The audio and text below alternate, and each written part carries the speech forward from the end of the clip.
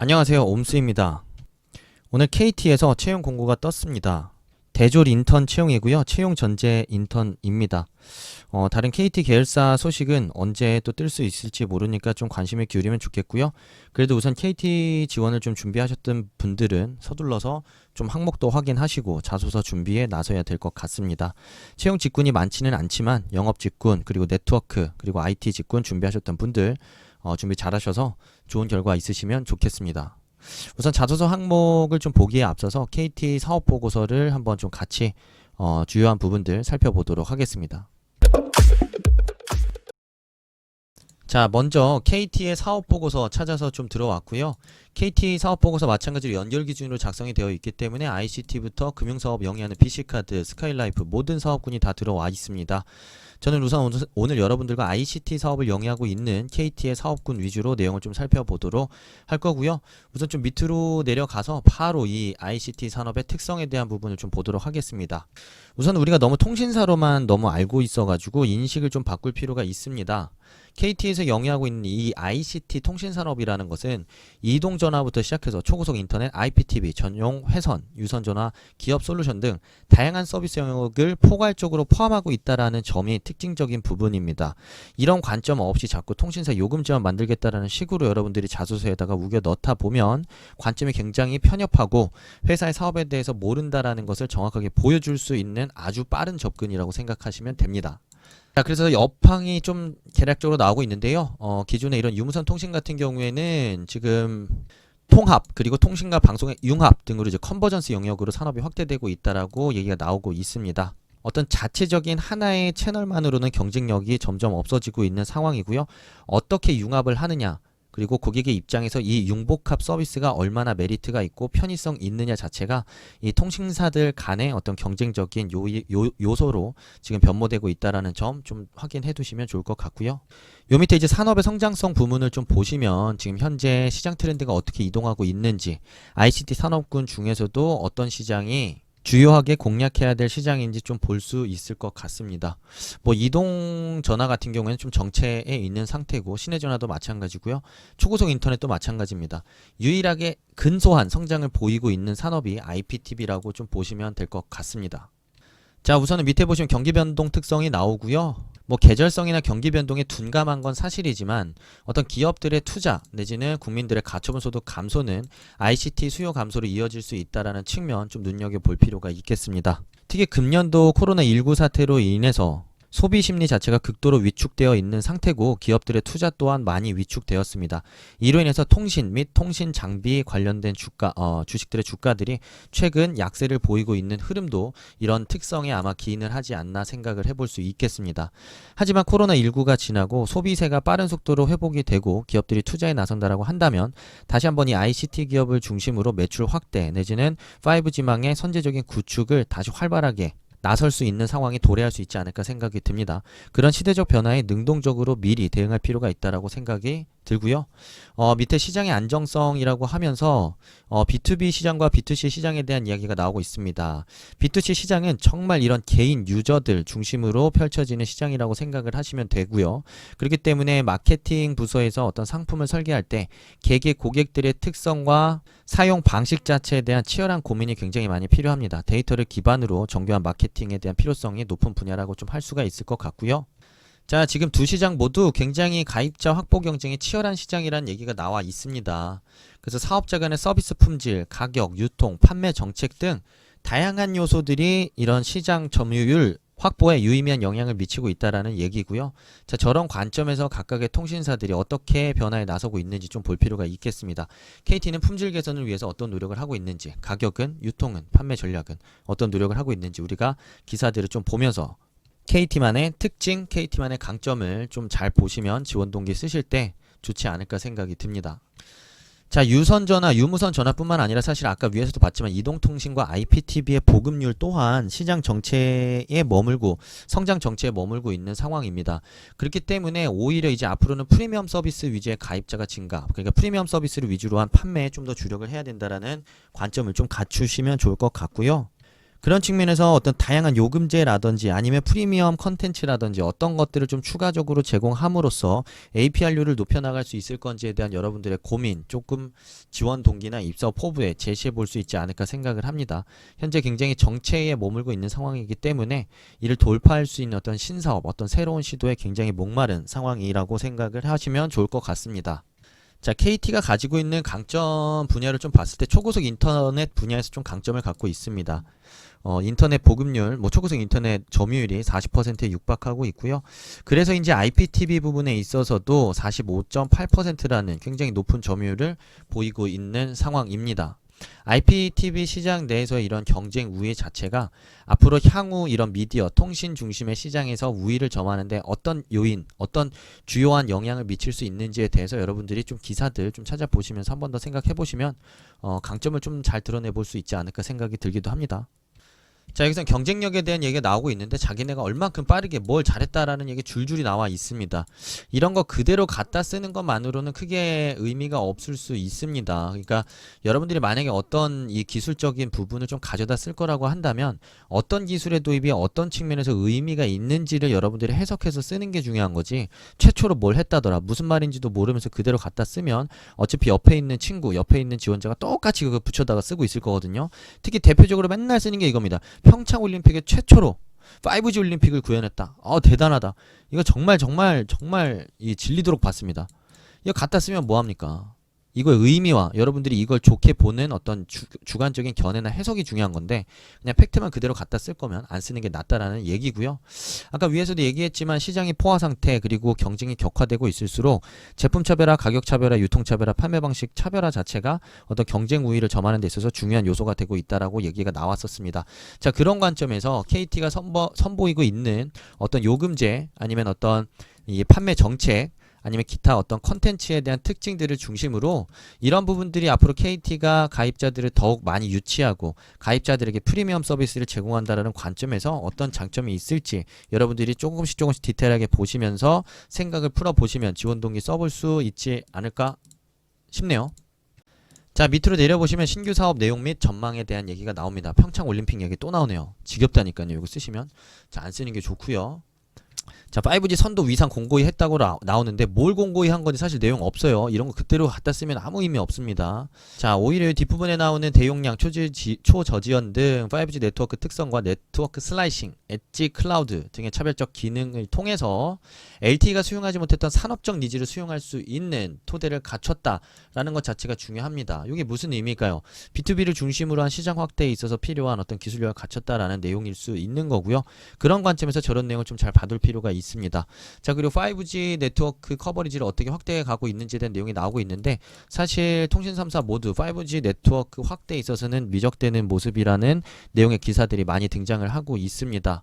그런 관점에서 소비자들은 볼멘 소리를 하고 있죠. 말은 5G인데 5G의 어떤 효용과 속도를 전혀 체감하지 못하겠다는 불만이 커지고 있습니다. 자, 그런 관점에서 5G를 체감할 수 있을 만한 어떤 컨텐츠의 기획과 제작과 판매를 통해 효용을 누릴 수 있는 환경을 만들어주는 것 자체 중요할 거고요. 특히 이제 기업들의 입장에서는 이런 5G 네트워크를 통해서 누릴 수 있는 어떤 서비스 개선이 훨씬 더 많지 않을까 생각이 듭니다. 자, 그리고 여기 밑에 보면 AI에 대한 얘기 나옵니다. 요새 AI란 단어만 등장하면 그냥 눈이 까 뒤집히죠. 근데 여기 보면 사실 내용이 아무것도 없어요. 제가 봤을 때는. 그러니까 AI를 통해 혁신 경쟁력 제고하고 있다라는 표현 그대로 갖다 써봤자 의미 없습니다. 그러니까 여러분들이 AI라는 표현을 그대로 갖다 쓰고 싶으면 실제로 AI를 통해서 KT의 어떤 상품이 얼만큼 고도화되었고 이걸 통해서 경쟁사 대비 어떤 우위를 점했는지 여러분들이 설명할 수 있다면 KT가 AI 경쟁력을 통해서 차별화된 제품력과 차별화된 품질력으로 시장을 압도할 수 있는 경쟁력 확보했다고 쓰셔도 저는 상관없다고 생각합니다. 하지만 그런 부분에 대한 이해가 없는 상태에서 그냥 무제한적인 성장, 지속적인 성장, AI를 접목시킨 노력을 통해서 가치 창출을 했다, 혁신을 창출했다, 이런 이야기 피상적으로 자소서 갖다 바르는 거 제가 항상 얘기하지만 경계하셔야 됩니다. 전혀 설득력도 없고요. 남들이 쓰는 표현 그대로 갖다 썼기 때문에 만약에 이거 복사했는지 아닌지 걸러보면 다 똑같다라는 서로 똑같은 자소서로밖에 안 보이겠죠. AI가 봤을 때는. 그렇기 때문에 주관적인 견해와 생각이 뚜렷하게 드러난 자소서 쓰는 게 중요하다라는 생각 좀 갖고 이런 사업보고서 내용 다시 읽어보시면서 관련된 뉴스도 다시 한번 찾아보시면서 두 개를 접목시켜서 여러분들이 해석과 팩트를 더해서 자소서를 써보시면 좋지 않을까 생각이 듭니다. 취업은 옴수잡스. 자, 그래서 자소서 항목 작성법으로 넘어가 보도록 하겠습니다. 첫 번째 항목에서는 KT와 해당 직무 지원 동기, 입사업 포부 세 가지를 다 물어보고 있습니다. 자, 지원 동기인데 회사, 자, 지원 동기 직무, 자, 지원 동기 입사업 포부 세 개를 묻고 있죠. 자, 지원 동기 같은 경우에는 통신사에 지원한 이유입니다. 뭐 통신사라는 표현 대신에 뭐 요새는 플랫폼 기업으로 거듭나겠다 이런 표현을 쓰고 있는데요. 뭐 미래를 선도하기 때문이다 이런 표현 절대 쓰지 마세요. 혁신의 중심이다. 자, 이게 매우 피상적이고 의미 없는 내용의 대표적인 자소서라고 보시면 됩니다. 자, KT가 미래에 어떤 변화를 끌어가는 데 있어서 가장 핵심적인 역할을 한다고 생각하는지, KT로 인해서 세상이 어떻게 바뀔 것이기 때문에 KT에서 일하고 싶다는 생각이 들었는지 최대한 구체성 있게 쓰시는 게 중요한 거고요. 자, 그러면서 왜 내가 지원 분야에서 비즈 영업을 하고 싶은지, 유통채널 관리를 하고 싶은지, IT 분야에 관심이 있는지, 네트워크에 관심이 있는지 생각을 좀 해봐야겠죠. 뭐 예를 들면 네트워크에 관심이 있다라고 한다면 소비자 그리고 또는 기업 고객들이 그런 5G의 기술력을 빠르게 체감하기 위해서는 네트워크 기술의 개선과 발전이 필요하다고 생각한다. 그래서 나는 해당 직무에서 기여하고 싶어서 지원을 했다 라고 얘기할 수도 있는 거겠고요. 자, 앞으로 클라우드 시스템의 구축은 B2B 기업들을 중심으로 한 추가적인 어떤 사업의 확장 가능성에 있어서 가장 중요한 베이스가 되는 만큼 어떤 클라우드 고도화, 클라우드 서비스의 개선을 통해서 기업들의 만족도 제고에 노력하고 싶어서 IT, 특히 클라우드 관련된 직군에 지원을 하게 됐다라는 식으로도 지원 동기 충분히 써볼 수 있겠습니다. 그래서 직무에 관심을 갖게 된 이유를 써보시면 되고요. 내가 뭐 예를 들면은 뭐 클라우드를 써보고 관심을 갖게 됐다. 자, 이런 거 의미 없습니다. 만약에 이렇게 쓰고 싶다면 클라우드를 쓰면서 클라우드의 어떤 장점과 특징에 한복해서 지원하게 되었는지 쓰세요. 감정을 쓰는 게 아니라 그 구체성 있는 이유를 쓰라는 겁니다. 자, 입사업 포부라는 건 어떻게 회사를 발전시키고 싶은지, 자, 직무적 관점에서 어떤 고민을 하고 싶은지를 여러분들이 쓰시면 됩니다. 자, 예를 들면 뭐 KT 같은 경우에 지금 통신사 3사끼리 지금 5G 커버리지 확대 경쟁을 하고 있는 상황에서 이런 커버리지 확대와 함께 서비스 품질 개선을 위해서 난 네트워크에서 어떤 기여를 해보고 싶다라든지, 비즈 영업군에서 KT가 지금 확장해 나가고 있는 이런 인프라들을 좀 기업 고객들을 중심으로 서비스 확대를 통해 새로운 매출원을 확보하고 싶다라든지, 이런 회사를 발전시키고 싶은 방향에 대한 이야기를 한다라든지, 아니면 이런 일을 잘하기 위해 여러분들이 어떤 역량들을, 어떤 공부들을, 어떤 학습을, 혹은 어떻게 그런 일들을 해 나가고 싶은지에 대한 여러분들의 직무적 관점에서의 고민까지 같이 덧붙여 보시면 좋겠습니다. 자, 2번 항목으로 넘어가도록 하겠습니다. 자, 2번 항목은 여러분들이 직무 수행에 있어서 필요하다고 생각하는 역량은 뭐고 이유는 뭔지 물어보고 있습니다. 해당 역량을 갖추기 위해 노력한 본인의 경험이 무엇인지도 같이 물어보고 있고요. 자, 그러니까 쉽게 얘기해서 직무 역량과 이유. 자, 내가 가진 거 그건 좀 이따 얘기해. 자, 직무 역량과 이유 얘기하고요. 그리고 관련된 경험 제시하면 되겠습니다. 그러니까 여기서 주관적인 견해 제시가 필요하겠죠. 자, 예를 들면 나는 항상 적극성 있는 행동을 통해 결과를 만들어낼 수 있는 게 중요하다고 생각한다.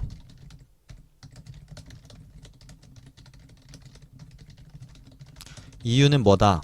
왜냐면 KT가 뭐 예를 들면 그래야 지금 정체된 시장을 돌파한다. 뭐 이렇게 쓸 수 있겠죠. 그리고 나서 여러분들이 관련된 경험을 제시하면 되겠습니다. 적극성 있게 이리저리 나서서 뭔가를 해결하고 찾고 이뤄낸 경험 쓰시면 되겠죠? 뭐 어렵지 않습니다. 자, 앞에서는 뭐 200에서 300자, 200자 정도면 되지 않을까 싶습니다. 200자 정도 쓰시고요. 여기다 이제 관련된 경험 600자, 아니 500자 정도 쓰시고, 자, 여기다가 이제 마무리 100자 정도 쓰시면 글은 마무리가 되지 않을까 생각이 듭니다. 자, 3번 항목으로 넘어가도록 하겠습니다. 최근 3년 내 가장 어려웠던 도전은 무엇이며 그 경험을 통해 배운 것을 얘기해달라고 하고 있습니다. 자, 어떤 도전이었는지 설명해 주시고요. 자, 그리고 그게 왜 나에게 큰 도전이었는지, 어떤 부분이 어려웠는지, 상황 구체적으로 설명해 주시고요. 자, 200자 이내입니다. 너무 많이 쓰면 안 돼요. 자, 200자 이내로 쓰시고 그 이후에 풀어나간 과정 쓰시는데 포인트는 뭐냐면 풀어나간 과정이 최대한 흐름이 길면서 구체성이 있으면 좋겠습니다. 이게 무슨 뜻이냐면 이거랑 직접 비교를 하시면 돼요. 어려웠다, 힘들었다, 어떻게 할까 고민했다, 주변에 물어볼까 말까, 그러다가 갑자기 문득 이게 떠올랐다. 그래서 문제를 해결했다. 말도 안 되는 소리죠. 아니 이게 무슨 어려웠던 경험이 그냥 가만히 앉아서 전전긍긍 고민만 하다가 갑자기 아이디어 떠올라서 문제 해결했다고요? 이게 해결의 과정이 드러나나요? 전혀 없죠. 자, 그렇기 때문에 구체성 있게 나는 뭐부터 해야겠다고 생각했다. 그래서 뭘 했다. 근데 생각만큼 개선 안 됐다. 그래서 뭘 더 해봤다. 그랬더니 조금 반응이 보이네. 오케이, 이쪽으로 더 해보자. 끝내 해결했다 라는 식으로 뭔가 좀 구체성 있는 흐름을 가지고 이야기를 전개해 주시는 게 중요합니다. 자, 4번 마지막 항목입니다. 공통된 목표 달성하기 위해서 협업한 경험, 본인의 역할, 수행 중심으로 설명하고 그 경험을 통해 얻은 걸 기술해 주십시오. 이거 암만 이거 질문에 맞춰서 쓰려고 해봐야 생각 안 납니다. 이거 그나마 쉽게 쓸 수 있는 방법을 제가 추천해드리고 오늘 영상 마치도록 하겠습니다. 자, 먼저 여러분들이 협업했던 상황을 생각하세요. 협업, 그러니까 뭐 내가 배려했다 이런 거 말고 누군가랑 같이 무언가를 했던 경험이요. 같이 했던 경험 떠올리고요. 그나마 같이 열심히 했던 경험을 떠올립시다. 자, 추가적으로 같이 했던 경험이 많겠죠. 뭐 봉사활동이 있을 수도 있고, 뭐 조모임일 수도 있고, 공모전일 수도 있고, 학회일 수도 있고, 뭐 기타 등등 있겠죠. 여러 개 있겠죠. 자, 그 중에 가장 함께 열심히 했던 경험을 좀 떠올리시고요. 자, 그 안에서 나의 역할을 떠올립니다. 역할, 이거 리더일 필요 없어요. 뭐 리더만 역할합니까? 조언도 역할할 수 있습니다. 모두가 잘못된 길로 가는 걸 내가 막고서 바른 길로 인도할 수 있어요. 자, 그리고 내가 2인자여도 할 수 있는 역할이 있고 그냥 총무여도 할 수 있는 역할이 있습니다. 본인의 수행한 역할만, 나의 역할만 구체성 있게 얘기해주면 됩니다. 내가 뭐 자꾸 모든 걸 자꾸 나서가지고 1분배하고 내가 적극적으로 나선 결과 모두 따라왔고 이런 경험 좀 그만 얘기했으면 좋겠습니다. 전혀 협업 잘하는 사람 좀 보이지가 않아요. 독불장군 같아요. 그거 이제 너무 지겨우니까 쓰지 마시고요. 자, 그런 이야기들을 끝까지 끌고 가다 보면 여러분들이 느끼는 점이 있을 거예요. 느낀 점. 사람들의 생각은 다 다르다. 나보다 잘난 사람이 많다. 항상 상대방에 대한 존중이 필요하다. 뭐 기타 등등 있겠죠? 있는 그대로 쓰면 돼요. 그럼 이렇게 쓰면은 자소서는 끝나겠죠. 그쵸? 맞습니다. 자, 그래서 그 다음에 여기서 느낀 점을 여러분들이 소제목에다가 제목 구성. 그럼 자소서 끝났습니다. 자, 이렇게 네 번째 항목 작성법까지 좀 알아봤고요. 오늘 KT 지원하시는 분들을 위한 사업보고서 분석부터 자소서 분석까지 좀 알아봤는데 도움이 되셨다면 좋아요, 구독 부탁드리고요. 좋아요, 구독 누르신 구독자분들의 합격만 꼭 기원하도록 하겠습니다. 2020 하반기에 반드시 취뽀하시고 건강한 모습으로 합격해서 만날 날을 고대하도록 하겠습니다. 옴스였습니다. 감사합니다.